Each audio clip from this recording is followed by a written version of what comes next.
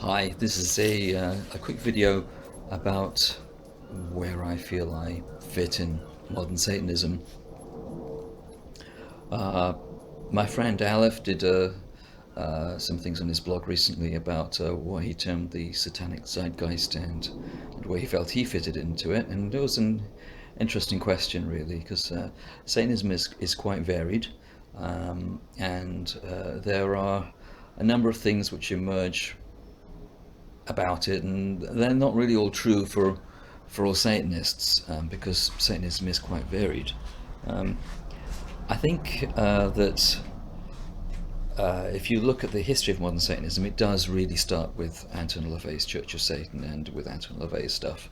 And I think he did some really quite extraordinary work here, very significant, and he launched Satanism, modern Satanism, as a self-consciously self-identifying movement, rather than as something which was like dreamt up as a way of putting down other people, or was a very, very individual matter of individual inspiration. So he has really done something there, and the thing that I think he set and launched was a sense of a spiritual philosophy which was very, very strongly dependent upon individualism and the valuation of the individual. It was one which involved a certain amount of taboo breaking, and it very much validated indulgence and sensual fulfillment, physical fulfillment, as well as other forms of fulfillment, but it definitely sought to retrieve the physical, the sensual, the sexual, and the imaginative from the category it had been cast into by a great deal of conventional mysticism and religion. That went for both what you think of as religion, as also for a lot of esotericism and what we might term right-hand path esotericism. So he definitely launched that into a kind of popular movement. And the very important thing, one very important thing which I think LaVey's Satanism did and made clear, was that Satanism involved a collapsing of the external moral, of any external moral authority. It was down to the individual to determine their own moral universe, to determine their own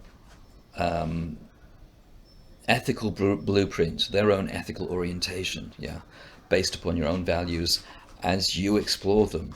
That was what was implicit in it,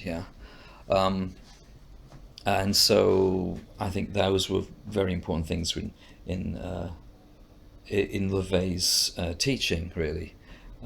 The other things which LaVey, in his original formulation, seemed to have strongly were, on the one hand, there was an atheism, but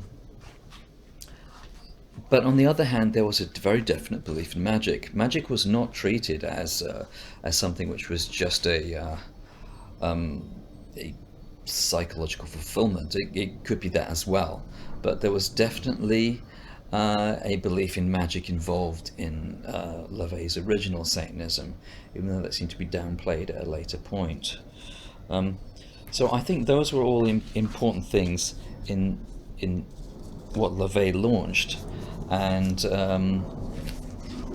elements of that still very much play into my own Satanism. The atheism not, but many of the other things, yes, they remain clear and good. I think you can look to what the progenitors of modern Satanism are, and you can find them in a number of places. I think the most relevant one would probably be Aleister Crowley and Thelema. I think in many ways LaVey's Satanism as it originally emerged, was a kind of boiled down, really concise, almost a kind of garage band version of Thelema. And it took from Thelema, I think, at least I wouldn't be surprised if it did, really. I think it's carried over from Thelema something into a very concentrated, very useful, personally applicable form. It kind of was shorn of the mysticism to a large extent, but that's up to the individual to determine what they want there, you know. So if you enjoy mysticism, then mysticism you have. But I think that's there also. So Crowley and Thelema is one thing. Left-hand path spirituality in general, which actually can be seen to predate modern Satanism. I think that's an obvious progenitor of modern Satanism, and I think if you want a good review or overview of one view of left-hand path philosophy, you can look to Stephen Flowers' Lords of the Left-Hand Path. I think that's a very good text to actually refer to there. Other things are things like French esotericism of the 19th century. You can see that there, including the Baphomet pentagram, the whole thing with the inverted pentagram and the Baphomet image. These very largely originate with the meanings they gained in, I think, 19th century French esotericism. Same place that we get the whole idea of an inverted cross being somehow satanic, which of course it wasn't before, but that's basically down to a kind of conflict or little war between esotericists in 19th century France, which ended up with some people being branded satanic, and they used inverted crosses as the cross of St. Peter, and it ended up being carried over as part of Satanism. So Satanism has kind of garnered these or harvested these various symbolic things from 19th century French esotericism very fruitfully, you know. So there's that. There's also the decadent art movement, which comes about the turn of the 20th century. Again, pretty much tied up with France again. So you've got esotericism, you've got the decadent movement, you've got symbolism as well as an art movement. I think these things all play into Satanism, modern Satanism, in various ways. There's of course the whole backlog of demonology, which is a very fruitful field to explore. Though obviously Satanists approach this differently. They approach demonology differently. Some may approach it symbolically, some may approach it as demonologists do, in terms of treating demons as actual entities with which we can communicate and gain from, because they have wisdom or they have power or what have you, but they are basically very old entities which we can actually communicate with. So in this sense it's becoming very polytheistic. This is also part of modern Satanism, yeah. And in some ways, this side of modern Satanism, the theistic side of modern Satanism, has, I think, a certain amount of comparison, a certain amount of similarity to practices in both voodoo and polytheistic systems such as heathenry. So I think this is all there, really. I have come to term myself as a spiritual Satanist, which is it's basically a theistic Satanist. But the thing is that theistic Satanism, it just sounds very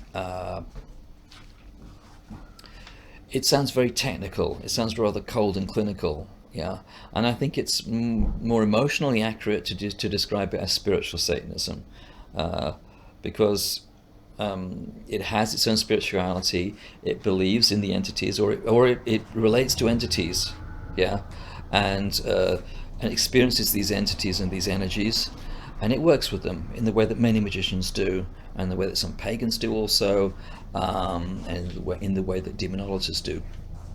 So I think spiritual Satanism is a good term for it, and I know some theistic Satanists are looking to sort of like to use this term because it works for us. So I think that's all very positive, in fact, and that's where I place myself.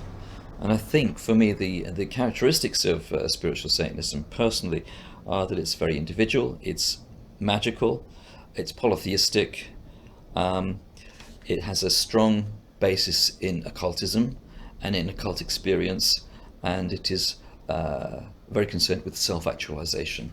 Yeah, so it's not the mysticism of union with God necessarily or anything like that. It's a left-hand path philosophy for me, um, but it is very much concerned with self-actualization, self-deification, or demonization, if you like, and living a thoroughly full life, but also looking beyond, the mundane, looking beyond the mundane to the transmundane, to other entities, other realities, which we have a relationship with. And that's where I place myself in modern Satanism. And as I said, I would consider myself to be a spiritual Satanist. So I hope that was interesting, and thank you for watching.